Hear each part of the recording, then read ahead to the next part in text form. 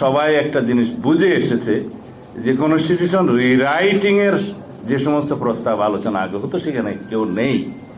সবাই সংশোধনী প্রস্তাব দিয়েছে, বিস্তর সংশোধনী প্রস্তাব দিয়েছে। কার? বিদ্যমান কনস্টিটিউশনের।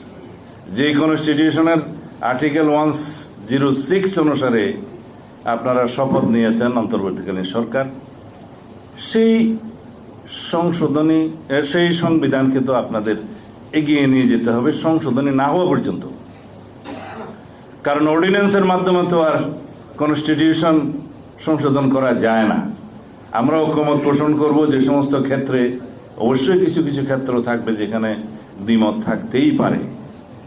সেই ঐকমতের জায়গাগুলো আমরা ঐকমত পোষণ করে জাতির কাছে প্রতিশ্রুতি দিয়ে, অতীতেও এরকম নজির আছে, এবং সেই প্রতিশ্রুতিগুলো নির্বাচনে ম্যানিফেস্টোতে রিফ্লেকশন করে তারপরে আমরা একটি নির্বাচিত সংসদে যে সেটা ডিসাইড করি সবাই আলাপ আলোচনার মধ্য দিয়ে। কারণ আমাদের বিএনপি কর্তৃক গত 2023 সালে যে 31 দফা আমরা জাতির সামনে প্রস্তাব করেছিলাম, তার মধ্যে সমস্ত সংস্কার প্রস্তাব কমিশনগুলোর কথা আমরা নিজেরা বলেছি। সৌভাগ্যক্রমে সেটা আগেই ইন্টারিম গভর্নমেন্ট গঠিত হওয়ার কারণে তাদের কাজ হয়ে গিয়েছে, আমরা সবাই সহযোগিতা করছি। তো এই সময় আমাদের সামনে একটাই গুরুত্বপূর্ণ এবং জরুরি সর্বোচ্চ প্রশ্ন হচ্ছে যে আমরা ঐক্যমতের ভিত্তিতে ফ্যাসিবাদ বিরোধী জাতীয় ঐক্য ধরে রেখে সমস্ত সংস্থার প্রস্তাবগুলো আমরা আলোচনা করব। আমরা কিছু জায়গায় দ্বিমত হব এবং আমি বিশ্বাস করি অধিকাংশ জায়গায় আমরা একমত হব, এবং সেগুলো আমরা দ্রুত বাস্তবায়নের জন্য অগ্রাধিকার নির্ধারণ করি।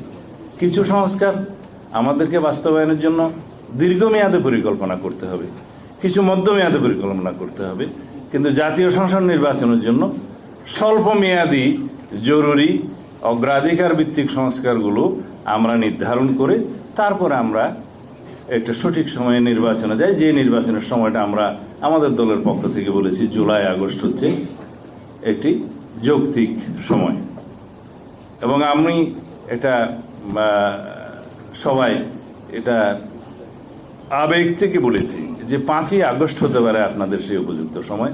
কারণ নির্বাচন আয়োজন করতে গেলে কত সময় লাগবে আমরা জানি, কারণ আমরা অনেকবার সরকারে ছিলাম, অনেকবার বিরোধী দলে ছিলাম, এই নির্বাচনের প্রক্রিয়ার মধ্যে দিয়ে আছি বিগত 40-45 বছর যাবত।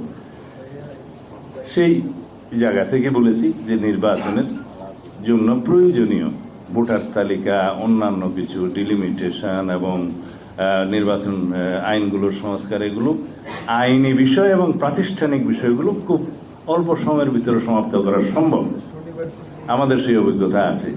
সেই হিসাবে বলেছি যেই তারিখে ফ্যাসিবাদের পতন হয়েছে, যেই তারিখে দক্ষিণ এশিয়া এবং পৃথিবীর মধ্যে একটি উল্লেখযোগ্য স্মরণীয় গণ অভ্যুত্থান হয়েছে, যেই তারিখকে মানুষ মনের মধ্যে হৃদয়ে ধারণ করে সারা জাতি, সেই তারিখকে আরো স্মরণীয় করুন এবং নিজেরাও স্মরণীয় হয়ে থাকুন 5ই আগস্ট যদি পারেন। এটা আমার প্রস্তাব না, এটা বিভিন্ন জনের মধ্যে এটা আলোচনা হয়েছে, হয়তো প্রস্তাবটা আমি দিয়েছিলাম।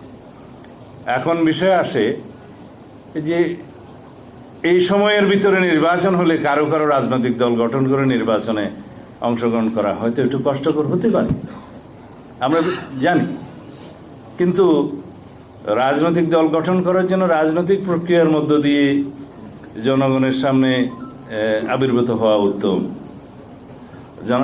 স্বাভাবিক রাজনৈতিক প্রক্রিয়ার মধ্য দিয়ে একটি গণতান্ত্রিক রাজনৈতিক দলের যদি আত্মপ্রকাশ হয়, সেটা আমরাও স্বাগত জানাবো, জনগণও স্বাগত জানাবে। আসুক, এখন নির্বাচিত হওয়ার জন্য যদি বিভিন্ন কৌশলে সরকারের সমস্ত শক্তিকে প্রয়োগ করতে হয়, তাদের রাজনৈতিক দল গঠনের এই প্রয়াসকে স্বাগতম জানাই। কিন্তু এই বিষয়গুলো যেগুলো আলোচনা করলাম, এগুলো বিবেচনায় নিতে হবে। আমরা সামনের দিকে এগিয়ে যেতে চাই, অতি অবশ্যই ঐক্যকে ধরে রেখে। ফ্যাসিবাদ বিরোধী জাতীয় ঐক্য আমাদের এখন প্রাণ শক্তি। এই জাতির, এই দেশের সামনে এগিয়ে যাওয়ার একমাত্র প্রাণ শক্তি হচ্ছে ফ্যাসিবাদ বিরোধী জাতীয় ঐক্য।